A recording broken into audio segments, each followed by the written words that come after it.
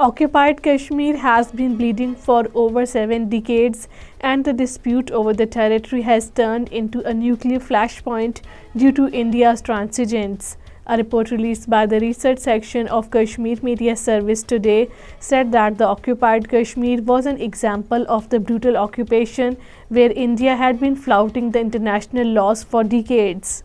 All parties Hurriyat Conference has strongly denounced the continued illegal detention of the Hurriyat leaders and activists on the false charges in occupied Kashmir.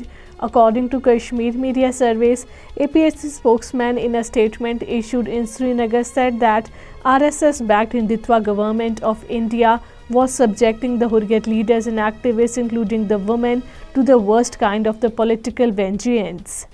New Delhi-controlled State Investigation Agency has filed a charge sheet against the incarcerated senior all-parties Hurriyat Conference leader and prominent religious scholar Maulana Sarjan Barkati and his wife in the occupied Kashmir.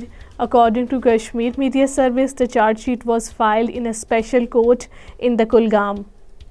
Continuing its drive to snatch the Kashmiris' land and properties on one pretext or another, Narendra Modi-led Indian government has attached the properties of 4 more people in the occupied Kashmir.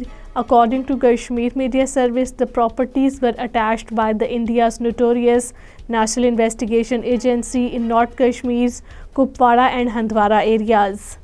People held a protest in the Kupwara district against the New Delhi installed administration for displaying apathy towards their sufferings. According to Kashmir Media Service, the residents staged a protest on the Kupwara Chaukibal highway against the Power Development Department for failing to repair their electric transformer despite the passage of several days.